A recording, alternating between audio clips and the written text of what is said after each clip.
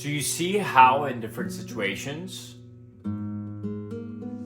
we say things like, when that was happening, my mind was quiet.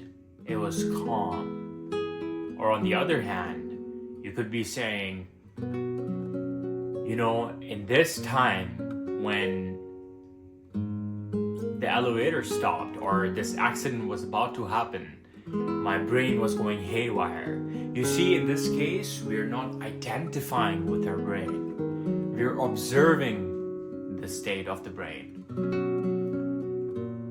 Why am I starting the talk with this is because we have to identify that we're not our minds. Our mind and our body are these tools to make us function. But we inherently ourselves are our soul.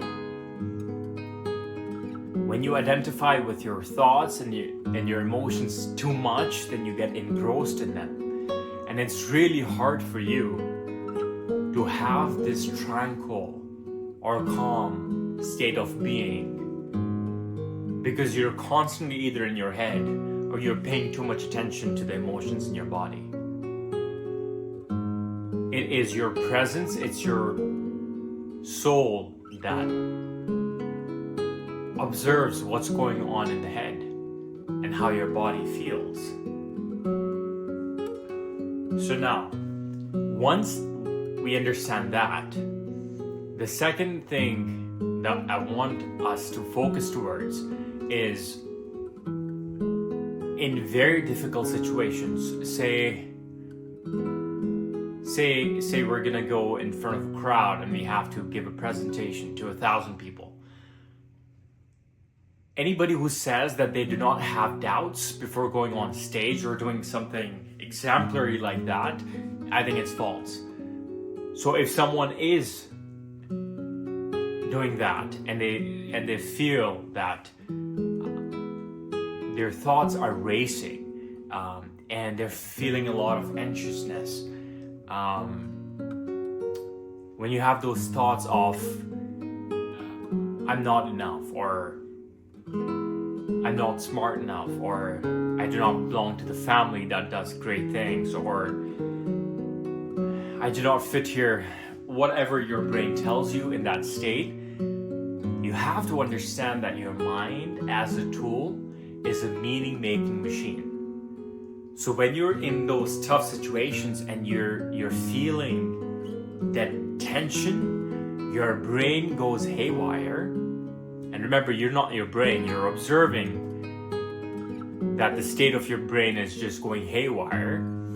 You have to understand that that is just a creation of your mind to justify the emotions that you're feeling in the moment. I remember multiple times, actually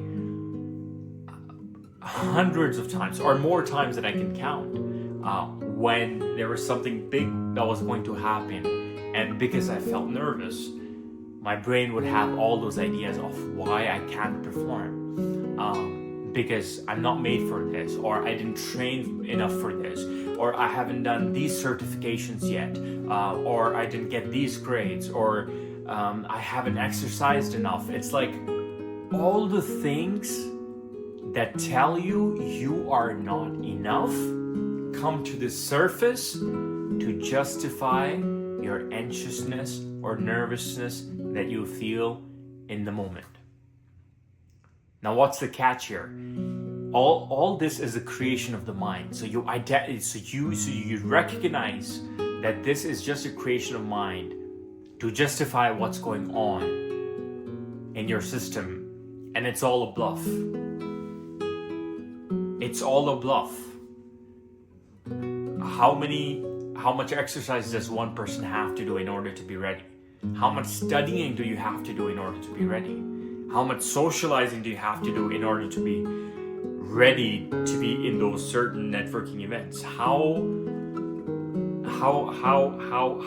prepared does one person have to be able to say that they're ready for something? You're never going to feel that, because anytime that you're going to do something significant where you're going to feel the nerves, your brain will try to go into those explanation loops of why you're not ready, and the whole thread of why you're not the one who is going to accomplish that task.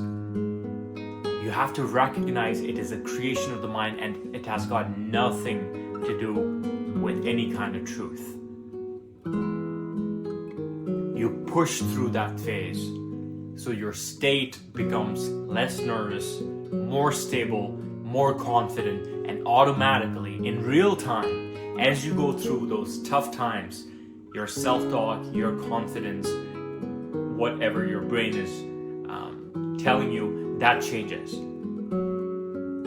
But the way that it happens is by going through that tough time, or going through those challenging situations to come out on the other side, where the narration in your head changes. You do this again and again. Remember, countering this kind of thought pattern and this nervousness and these loops once is not enough. Obviously, the next time you're doing something significant again, it's going to come up to the surface again. You have to show your brain again and again that whatever is stopping you, or whatever reasons your brain is telling you that you're not enough, it's a bluff. You have to show it in real time through action, again and again and again, until you're a completely changed, confident person who can believe in themselves and get things done. Your brain is a meaning-making machine. Understand this, number one. It is a meaning-making machine. So it will try to justify your anxious and your nervous energy that you feel inside your body. But when you counteract with the actions that you're supposed to do, that narration in your brain changes over time. And that, as a result, makes you a more confident and an accomplished person. So try this, empower yourself, and empower the world.